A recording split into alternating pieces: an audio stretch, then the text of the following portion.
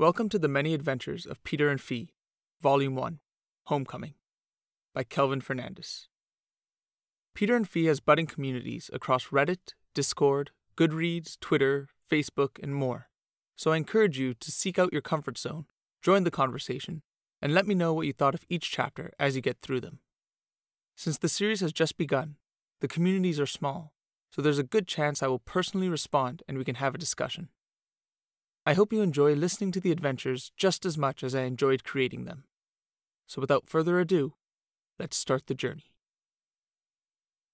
The Many Adventures of Peter and Fee, Volume 1, Homecoming, Chapter 6, Caught Red-Handed. The wind had slowed to a gentle breeze as Fee lounged on the velvet seats of the Queen's carriage. She was propped up against the window, legs extended before her, as she hung her head over the sill. Her ears flopped down by the spokes of the wheels, eyes closed as she busied herself with the scurrying of ants. She squinched her nose in focus, feeling the vibrations of scratches from little legs through the dirt. Whether she could actually hear the ants, or was just making up what they sounded like, she was not sure herself. Fee opened her eyes to discover an endless blue expanse rising up to meet a carefully constructed, prickly green ceiling. An apricot tree precariously clung to the solid sky, its roots holding it firmly in place. The green giraffe greedily eyed its fruits, ready to steal them away before they fell to the bottomless pit below. A mountain hippo chased a pair of monkeys as a mud deer tore into the flesh of a checkered zebra. Fee blinked. That really was a mud deer. She readied herself to get a better look. The deer was casually nipping away at the leaves of the zebra. The zebra itself was expertly crafted, its roots and leaves precisely shaved to capture the checkered pattern of its hide. The mud deer was ruining it spectacularly. It had small white spots flecked across its skin around its rear. Its tuft of a tail flicked back and forth as it circled the zebra for a fresher patch to feast on. As it stepped, the viscous fluid excreted from its hooves seeped into the grass and soil below. The liquid ate away at the earth, leaving a small puddle of mud clearly outlining the deer's footprints. Fee decided to get a closer look. The mud deer picked its head up alertly as Fee alighted on the ground, having jumped down from the window. She waited, perfectly still, for the deer to resume its meal, before silently creeping towards it. Low to the ground, she made sure to keep within the deer's blind spot, crouching behind a river lion, relaxing in the sun. She peered through the gaps in its leafy mane, the creature not 5 feet away. She noted that even though it had its full face lodged deep within the shrubbery, its ears were propped and poised, the deer ready to bolt at the slightest disturbance. Unfortunately for it, the disturbance was slighter still. A dart whizzed through the air, finding its mark in its rear. The mud deer continued to munch away, unfazed, until it suddenly collapsed on the spot. Fee stifled her gasp and ensured she was fully hidden behind the lion as 2 men strolled across the courtyard. "Look at that, right on the mark." "Bullshit. You bet on the center spot. You hit this one, off on the left." The second man brushed aside the deer's tail, outlining several inches between the 2 spots. "Same shit. Just be happy I was here to cover for your screw-up." The first man hoisted a miniature crossbow over his shoulder, securing it to the harness at his back. "It's not my fault. The stupid thing bolted as soon as I opened the cage." "It's an animal, you idiot. Of course it bolted. And you can thank God it's stupid, or else we wouldn't have caught it only 2 minutes away." "Dumb beast," the second man chortled, and gave it a kick with his boot. "Its tracks led us straight to it." "Go easy on it. It's not its fault its hooves leave these huge divots wherever it stands. Right cruel of God to make it so easy to hunt." "Grab its legs then. Let's just get it back before anyone notices." Fee watched from her hiding place as the 2 men lifted the deer between them and carefully carried it back towards the castle. Instead of taking the main entrance, however, they maneuvered through the topiary zoo and disappeared behind the castle's west wall. Biting her lip, Fee struggled with her curiosity. With a furtive look back at the carriage, she made her decision. "Why should Peter have all the fun?" she thought, and hurried after them. She clung to the high white walls, pressing herself against the granite as she peered around the corner. One of the men stood waiting, holding up the back end of the deer. She tilted her head in confusion as he seemingly disappeared into the wall itself. Hurrying around the corner, she slapped her forehead, ashamed by her stupidity. Of course there was a side door. The door swung inward, a black slate piece against the white backdrop. As Fee crossed the threshold, her skin prickled at the immediate drop in temperature. A cool draft rushed down the length of the narrow corridor as Fee rubbed the shivers off her shoulders. The castle interior was nothing like she expected. The extravagance of the courtyard was lost completely in the shrinking rectangle behind her. Mottled grey brick, streaked with grime, paved walls, floor, and ceiling. Fee reached out a hand, letting the damp wall guide her in the unlit passage. Her fingers were soon wet, picking up the moisture that clung to it. The men with the deer were nowhere to be seen. With each step, Fee debated turning back, and just when she decided that this was far enough, a soft mewling invaded her ears. The meager cry persisted as Fee quickened her pace. Doing her best to ignore the splashing of drops in a puddle and the rattling of metal against stone, Fee focused on the animal's call. Another door barred her way, but she simply pushed past the wooden frame, taking little notice of the fur pelt draped over it. She arrived in the cavernous room just as dreary as the corridor. Cages of every shape and size stood cluttered throughout. Some were stacked precariously, one on top of another, the towers scraping the ceiling. The back wall was sectioned off, iron grills embedded into the floor to form large enclosures. At the sight of Fee, every animal in every cage picked their heads up to see her. Fee drew back her ears, clamping her hands over them at the onslaught of howls, squawks, and bleats. She desperately searched for a place to hide, thinking someone would surely come investigate the uproar. With no shelter in sight, she stood rooted to the spot, but no one came. I guess they're always this loud, she figured. Her initial shock subsiding, Fee marveled at the wide assortment of creatures collected. An orange firecat hissed at her feet, its fangs bared. She crouched down and stuck her tongue out in response. The beast took a defensive stance, flames gurgling in its throat. Fee cautiously retreated, only to bump into a tower of cages, causing them to shudder dangerously. A puffer parrot in the topmost cage flapped its wings vigorously as Fee desperately tried to prevent the stack from toppling. Annoyed by the disturbance, a plume of multicolored smoke emanated from the parrot's nostrils above its beak.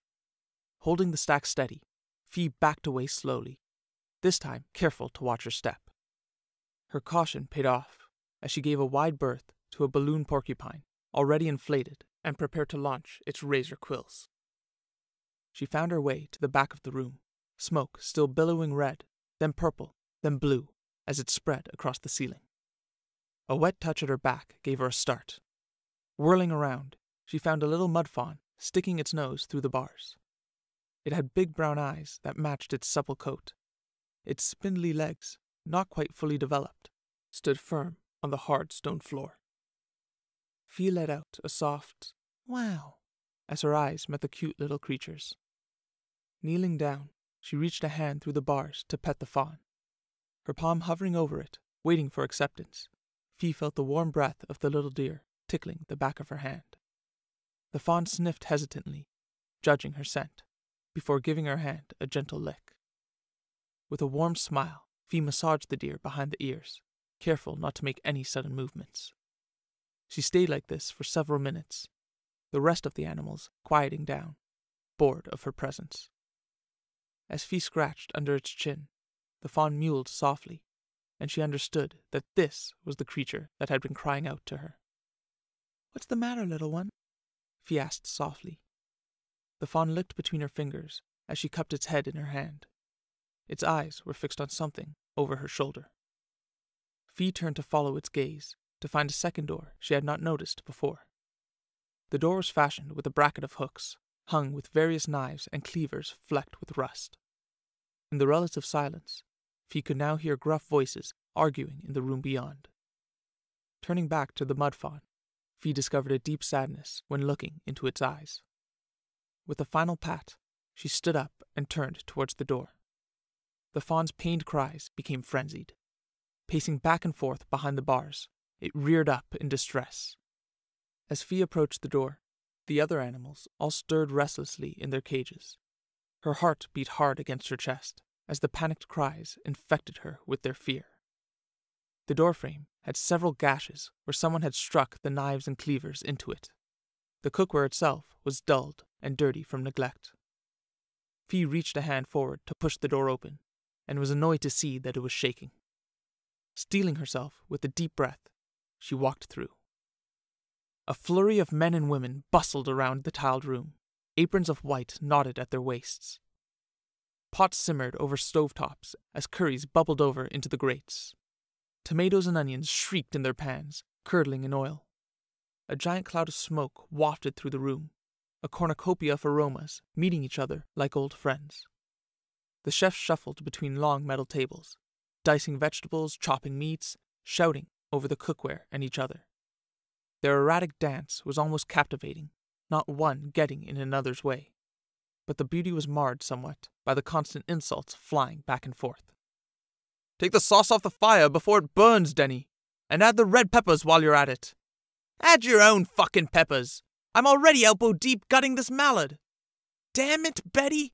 You can't leave your cabbage carts right in the middle of the bloody aisle. Can one of you put down what you're doing and slit open this beast? It's gonna wake up any second." Fee let the door close behind her. Everyone was too preoccupied with their own work to notice the little girl sneaking through the kitchens. Ducking under a tray carried by two men, she followed them under it around the edge of the room. 2 quick sniffs were enough to remind her she hadn't eaten anything since morning. Testing her luck, she reached a hand over the tray and scraped up a small doughy ball.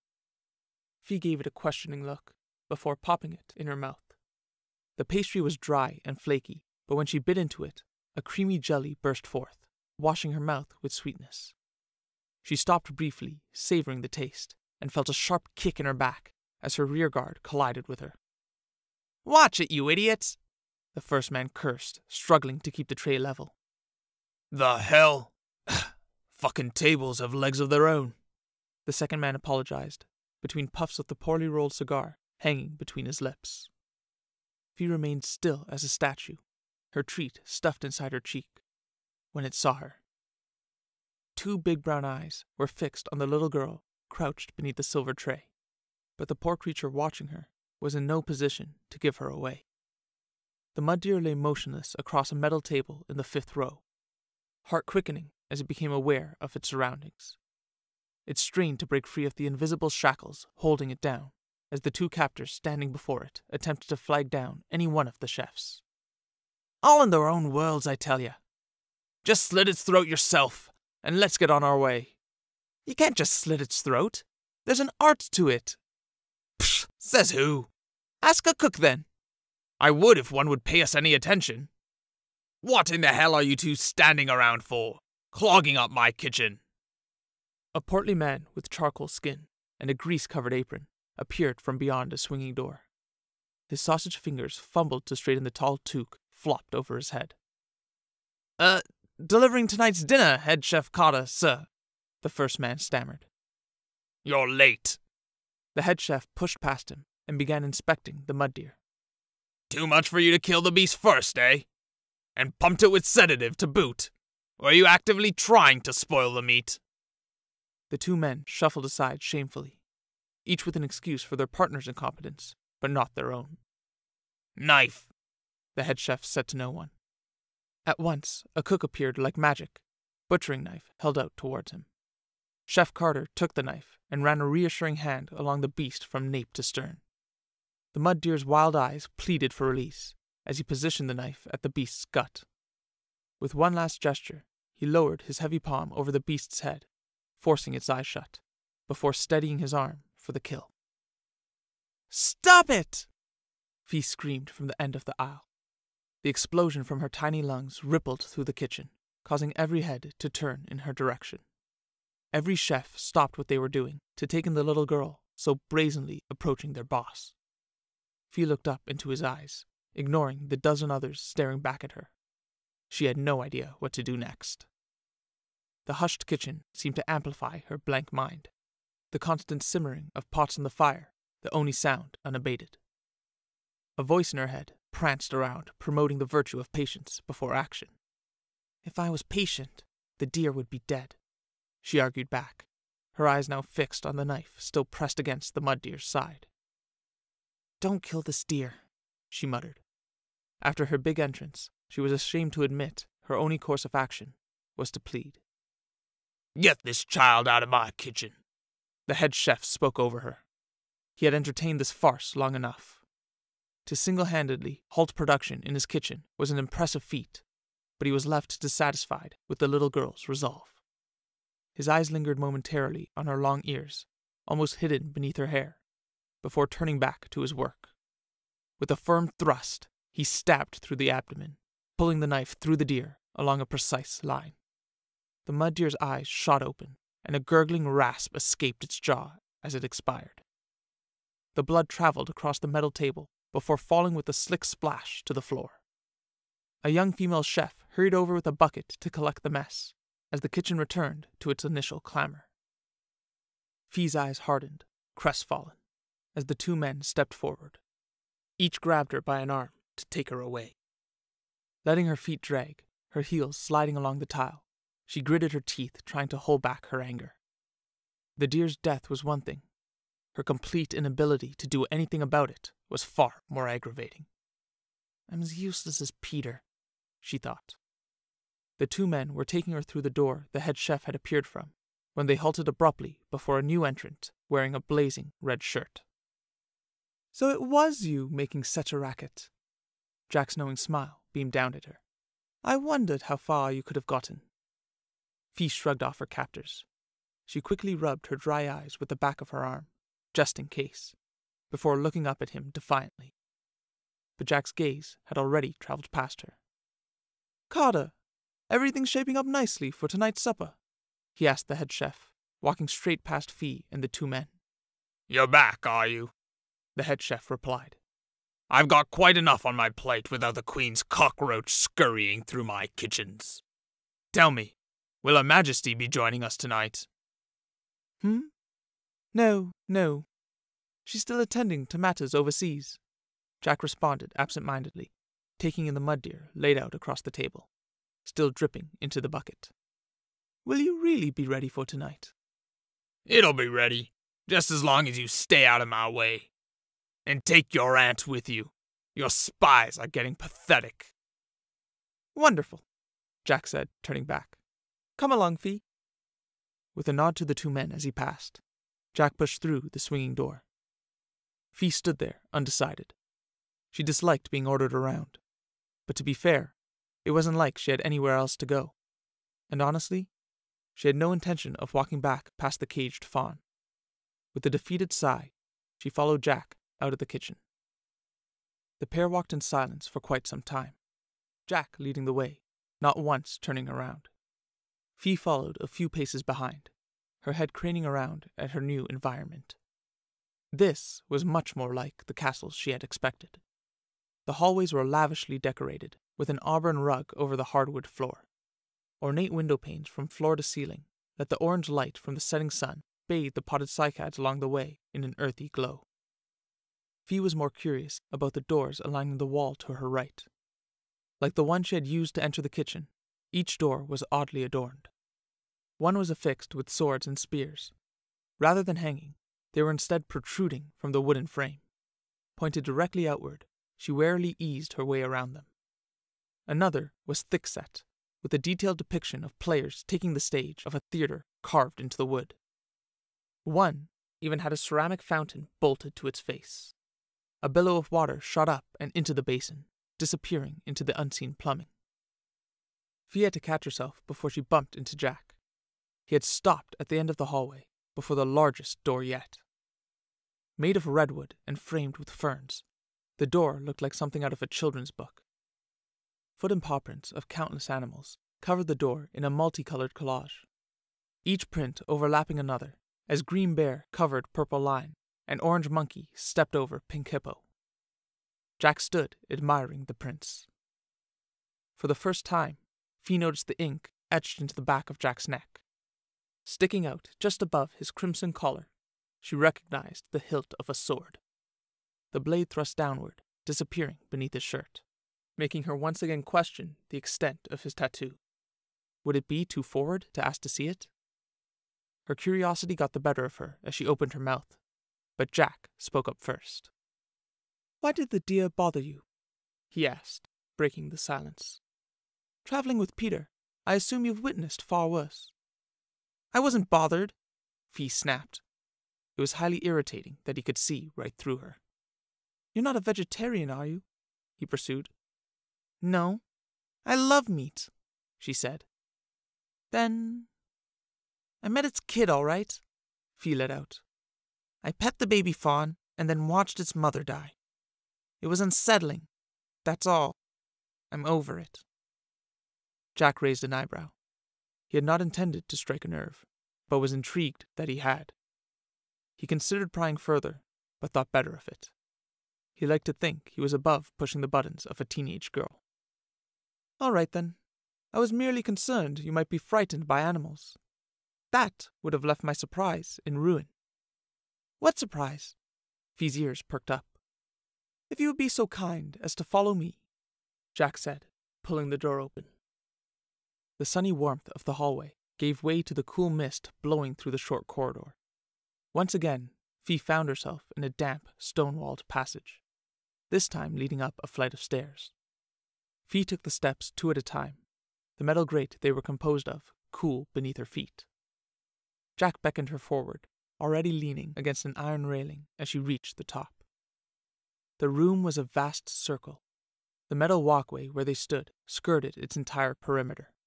Stairways identical to theirs ascended at set intervals. Approaching the railing, her breath caught as she tried to understand what her eyes were showing her. It was as if she had stepped into another world. A flourishing rainforest expanded below her. The tallest trees reaching eye level, the thick foliage obscured the full view of their bases far below. Their mossy trunks gave life to a beautiful array of foreign plants. Fee recognized the blue heart lilies running along a twisting vine connecting the trees together, but was ignorant of the purple, red, and yellow spotted flowers that surrounded them. Peeking through the holes, she found an unobstructed view of the ground. Lush soil was packed down at the base of the trees, while wood chips and other forest refuse littered the floor of the seemingly still forest. But Fee knew better. Her ears confirmed what her eyes could not locate. The chatter was deafening. Scurrying steps, nibbling bites, and hundreds of conversations in languages she didn't know cascaded over one another. There must have been thousands of creatures packed into this forest, all fighting to coexist. As if in answer, the trees started smoking. Plumes of crimson and turquoise rose high, revealing the puffer parrots hidden within.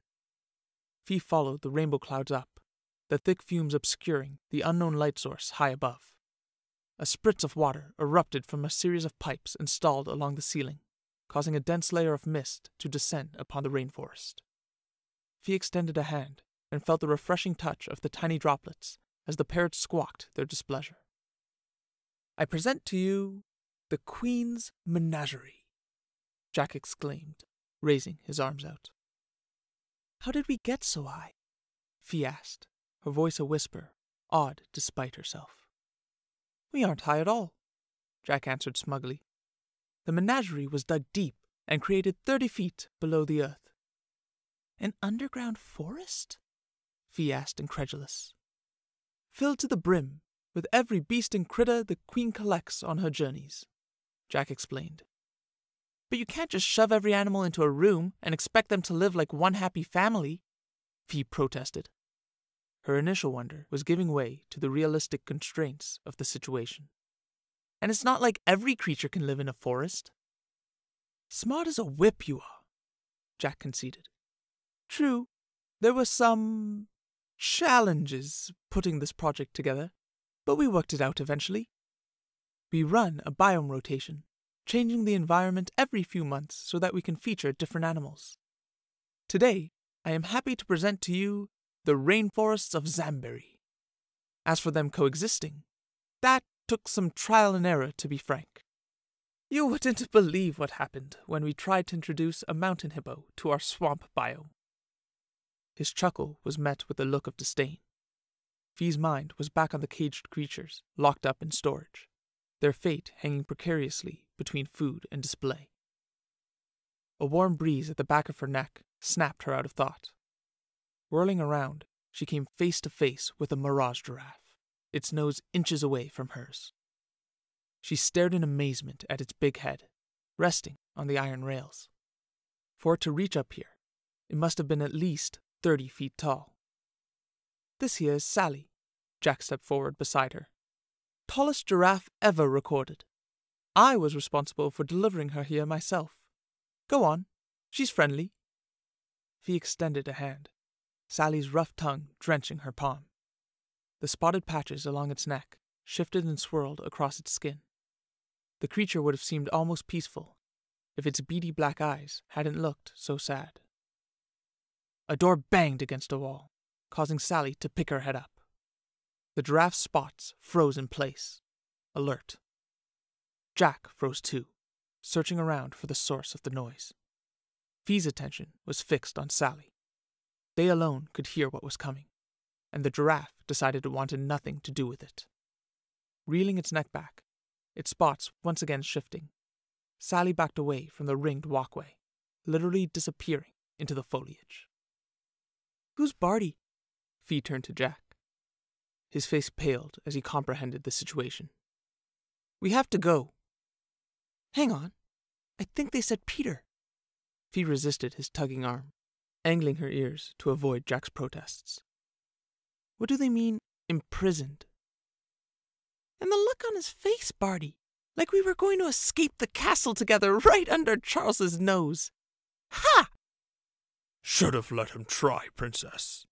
Charlie could have spent the rest of the day cleaning the brat off his sword.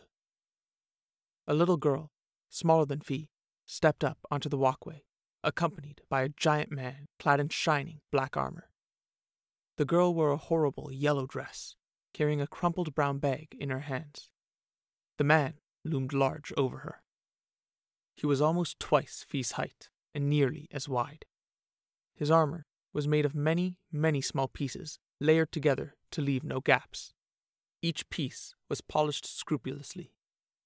He was missing his helm, his brusque mustache leading into a thick brown beard, neatly cut just above the breastplate, smothering his neck. The glint off his bald head was matched only by the diamond hilt of the black steel broadsword he carried over his shoulder. The Black Knight, Jack groaned. Quiet now, Fee. We can't still slip away. Fee wrenched her arm from his grasp. No, I'm going to find out what they did with Peter. Before Jack could stop her, she was off. The little girl had opened the brown bag and was banging on the iron railing. High-pitched squeals could be heard coming from the forest floor. The trees rustled as a flurry of furry beasts deftly climbed up their branches. Feathers flew as the puffer parrots bolted to get out of their way. The mandrills reached the top of the trees, closest to Princess Abigail, grunting and pounding their chests, waiting for their feast. Their red and blue faces matched perfectly with their naked asses. The larger ones had developed sharp fangs and an orange coloring on the fur below their chins. The princess reached into her bag and pulled out a dead snake. With a devilish grin, she whipped it in a circle before flinging it through the air. A daring mandrill leapt from its branch to catch it, only to break through its intended perch, tumbling through several branches on its way down. The princess pointed and laughed before balling up another snake. This time, she aimed for the closest mandrill's head. The creature instead caught the snake, boasting and banging its chest at the others. Another monkey immediately grabbed the snake's other end, starting a spirited tug-of-war. Look, look! Abigail jumped up and down as the mandrills mimicked her movements. The Black Knight didn't look. He was preoccupied with a monkey that dared climb onto the railing. He grabbed his broadsword in two hands, and in a flash, spun around to whack it.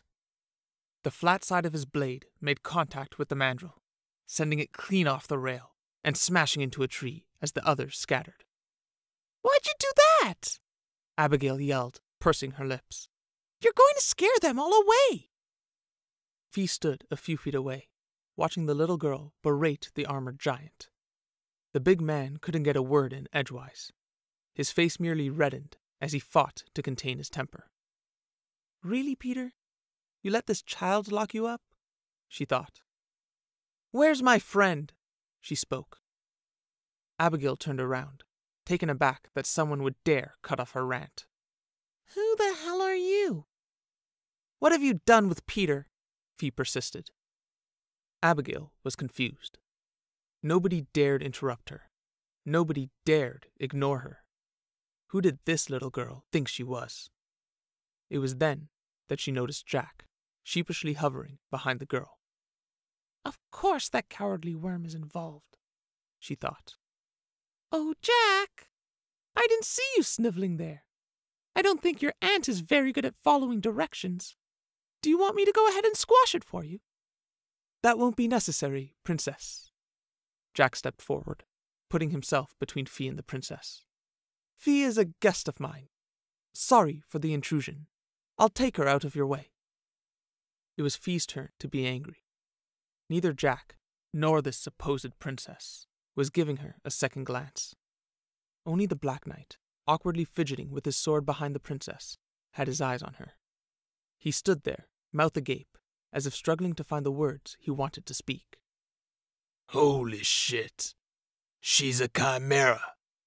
The Black Knight suddenly pointed with his free hand. The princess followed his finger to the tall ears hovering just behind Jack's shoulder. It was the first time she actually focused on Fee. Her eyes lit up. "Oh my God! Jack! Is this a present for me?" The last ounce of blood left Jack's face. The princess was giddy. "You were showing her new home, weren't you? Oh, I want to play with her so bad." He didn't know what to do. This was exactly the situation he had wanted to avoid. He could not let this girl become a devil's plaything. Instinctively, he reached back to grab Fee's arm, but Fee wasn't there. She had ducked around him and was advancing towards the princess. "Since everyone seems to be hard of hearing, I'll ask one last time. Where is Peter?" "Barty!" Abigail snapped her fingers. The Black Knight's sword crashed to the floor in front of her, tearing through the metal. The princess stood, encased by the knight at her back and the sword before her. Fee stared at the black blade barring her way. The girl reflected in its sheen, glaring back at her. "You're a feisty one, aren't you?" Abigail mocked, peeking around from behind the broadsword. "We're going to have to train that bad behavior out of you, aren't we, Barty?" "You let a little girl boss you around," Fee snorted as the Black Knight advanced towards her. "Big man you are, taking care of monkeys and little girls." Believe me, girlie, I won't be taking any care with you. The knight bared his teeth, pulling his sword out of the floor. "Bartholomew, be reasonable," Jack pleaded, exasperated at his utter lack of control. "She's just a child." But the Black Knight ignored him. "I've changed my mind, Jack," Abigail called out from the back. "I think we'll skip the zoo entirely and send her straight to the dinner table. Do you think she'll pair well with venison stew?" Fee attacked. With 2 quick steps, she closed the distance to the Black Knight and bounded left towards the rail. He swung his blade down, intending to turn her into paste, but Fee was counting on it. She caught her fingers in the floor's grate mid-jump, wrenching her momentum to a halt. The blade slammed down in front of her face, rending the metal once again, the walkway teetering precariously. But Fee was already on, dashing towards the knight and sliding through the ample space between his legs. Popping up, she came face to face with the princess. Her shocked expression filled Fee with glee. She grabbed a handful of the princess's dress and yanked her to the floor, dragging her a few paces away before whirling around to face her opponent. The mandrill sat perched amongst the branches, captivated by the standoff. The Black Knight slowly revolved, a glob of spit splatting on the floor. A bead of sweat glistened as it meandered past his temple, disappearing into the folds of his neck. His misstep had cost him sorely. Fee grabbed a fistful of the princess's auburn locks, the little girl writhing on the floor, whimpering pitifully to no avail. "Last chance!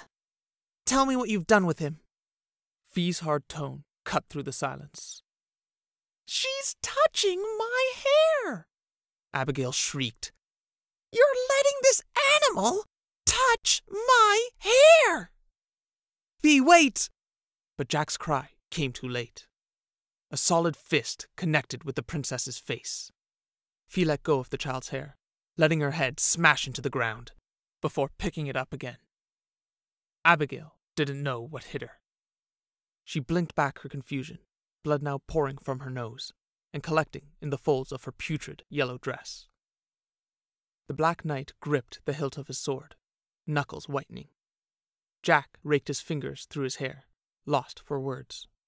Both understood the situation had taken a horrendous turn. The knight's eyes were locked on Fee, prying for a weakness. The little brat was smart. Ready for retaliation, she held the princess close to her body, one hand gripping the back of her head, the other around her throat. "Ready to play nice?" Fee whispered into Abigail's ear. The words broke through her daze. Spluttering through blood, she squealed. "You hit me? I can't believe you hit me!" Her eyes focused on the Black Knight, rooted in place. "What are you just standing there for? Kill her! Kill her now!" "But, Princess," he stammered. Now! She screamed. Her face was a mess of blood. Powder caked in clumps as tears streamed down her cheeks. The once blissful little girl had become a deranged clown.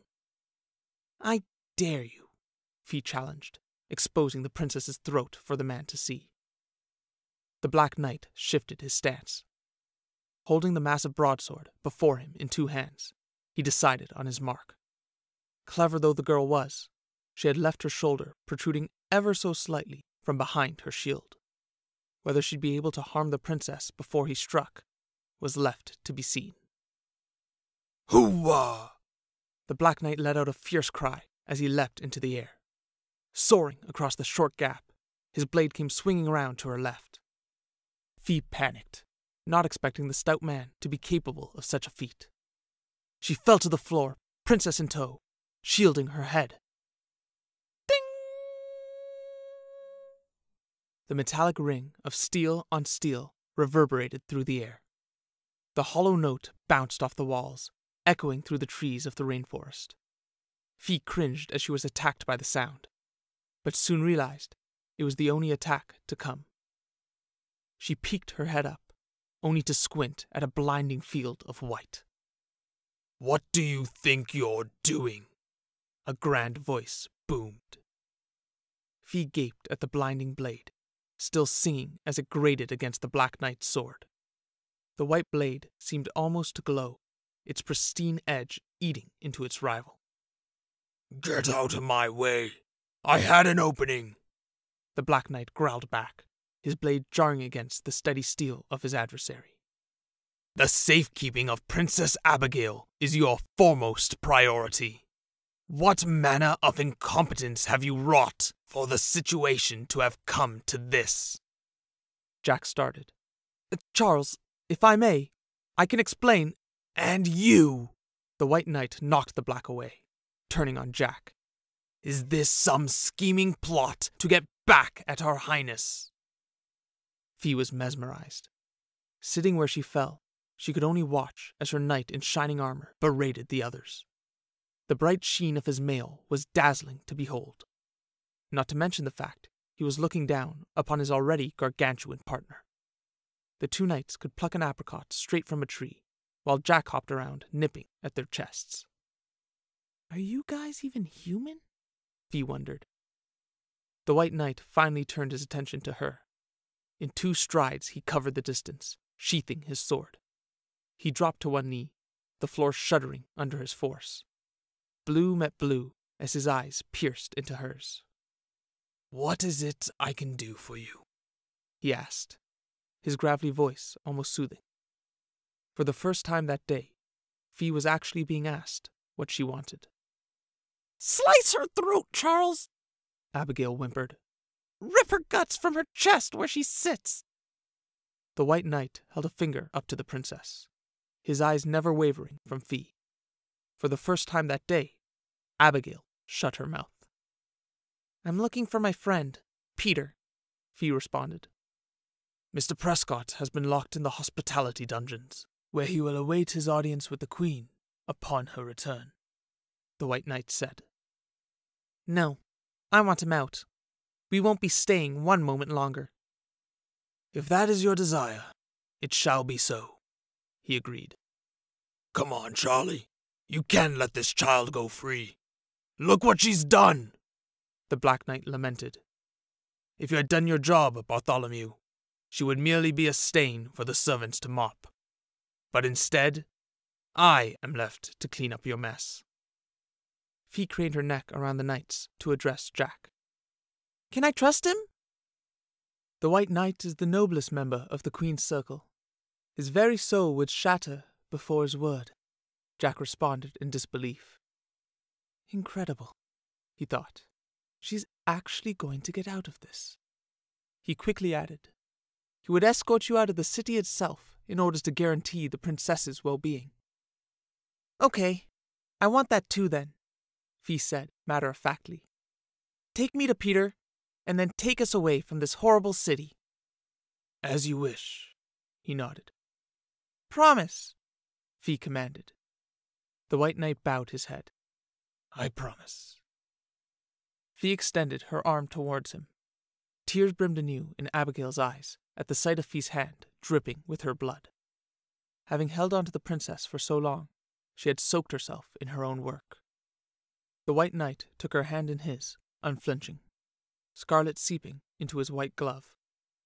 His firm grip matched hers as they shook, the princess's blood sealing their pact. Thanks for listening. A new chapter will be made available for free each week until the 10-chapter volume is finished. Or, if you're excited to read more, you can purchase the complete audiobook over at Audible right now, or the full ebook from Amazon, Kobo, and more. You could also support me via a direct donation at paypal.me/peterandfee, or most importantly, by subscribing to my Patreon over at patreon.com/peterandfee. My patrons will receive both the full ebook and audiobook on day one of their release, as well as exclusive behind-the-scenes insight episodes I create for each chapter. Furthermore, they will get first access to all my content and many other perks exclusive to them. I produce Peter and Fee entirely independently, so I would really appreciate your support in whichever way you prefer. If not, no worries. Please continue to enjoy the adventures, and hopefully, I'll be able to keep creating them for you. Next time, Chapter 7, Lecture in the Blood Cell. Available Thursday, February 7th, 2019.